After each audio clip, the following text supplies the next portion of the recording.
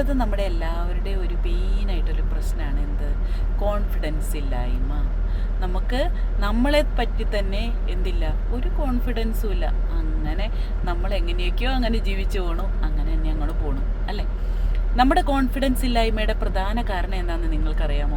നിങ്ങളുടെ ചുറ്റുമുള്ള നെഗറ്റീവായിട്ടുള്ള ആളുകളാണ് നിങ്ങളുടെ കോൺഫിഡൻസ് ഇല്ലായ്മയുടെ മെയിൻ കാരണം. ഞാൻ ഓൾറെഡി നിങ്ങളോട് പറഞ്ഞിട്ടുണ്ട്, നമ്മുടെ ചുറ്റും 85% ആയിട്ടുള്ള ആളുകൾ എന്താണ്? നെഗറ്റീവായിട്ടുള്ള ആളുകളാണ്. അതിൽ 15% ആളുകൾ മാത്രമേ ഉള്ളൂ എന്ത്? പോസിറ്റീവായിട്ടുള്ള ആളുകൾ. അപ്പോൾ നിങ്ങൾ എന്ത് നല്ല കാര്യം ചെയ്താലും ഈ 85% ആൾക്കാരും നിങ്ങൾ എന്ത് ചെയ്യും? അവർ കമൻറ്റ് ചെയ്യും. ഓഫ് കോഴ്സ് അവർ കമൻറ്റ് ചെയ്യും അല്ലേ? ഇപ്പോൾ ഞാൻ ഈ ഇത് പറയുന്നു, അപ്പോൾ അതിൽ കുറേ ആൾക്കാരെങ്കിലും ചിന്തിക്കും, പിന്നെ ഇത് വലിയ കാര്യമായിപ്പോയി. അങ്ങനെ ചിന്തിക്കുന്ന ആൾക്കാരുണ്ട്. അവരെയാണ് പറയുന്നത് നെഗറ്റീവായിട്ടുള്ള ആളുകൾ. അതായത് അവരുടെ തോട്ട് അങ്ങനെയാണ്, അവരതിനെ നെഗറ്റീവായിട്ടാണ് കാണുന്നുള്ളൂ. എന്നാൽ എൻ്റെ ചുറ്റുമുള്ള 15% ആൾക്കാർ അത് നന്നായി കേട്ടോ, അത് അങ്ങനെ ഒരു കാര്യം കേട്ടപ്പോൾ എനിക്കൊരിച്ചിരി മനസ്സിന് സമാധാനം ഉണ്ടായി.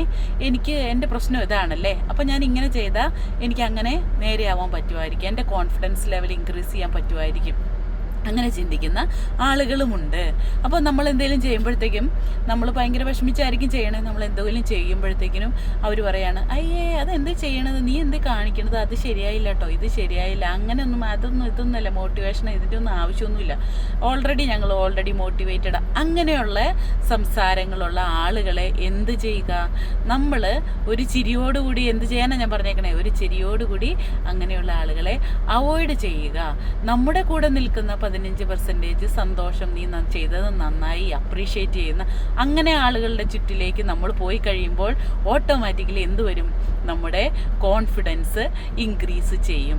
അതുപോലെ തന്നെ നിനക്ക് എന്ത് ചെയ്യാനാണോ കോൺഫിഡൻസ് ഇല്ലാത്തത് ആ കാര്യം കണ്ടിന്യൂസ് ആയി നീ ചെയ്ത് നോക്കിക്കേ. അപ്പോൾ ഓട്ടോമാറ്റിക്കായിട്ടും നിൻ്റെ കോൺഫിഡൻസ് ലെവല് ഇൻക്രീസ് ആവും.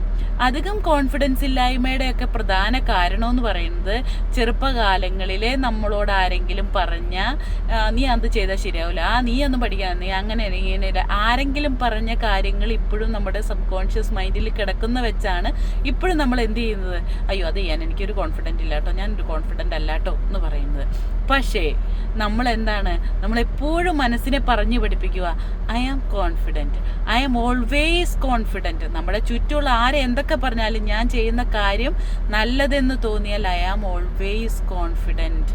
അതായത് നമ്മൾ മറ്റുള്ളവരുടെ ചിന്താഗതിയോ മെൻറ്റാലിറ്റിയോ ഒന്നും മാറ്റാൻ നിൽക്കണ്ട. നമ്മൾ ചെയ്യുന്ന കാര്യം നന്ന് തോന്നിക്കഴിഞ്ഞാൽ നമ്മൾ എന്ത് ചെയ്യുക? അത് കീപ്പ് ഓൺ പോയിക്കൊണ്ടിരിക്കുക അല്ലേ? അല്ലാതെ നമ്മളെല്ലാവരും ഇഷ്ടത്തിന് നമുക്ക് ഒരിക്കലും ജീവിക്കാൻ പറ്റില്ല. എല്ലാവർക്കും നല്ലൊരു പ്രഭാതം നേർന്നുകൊണ്ട് ബൈ.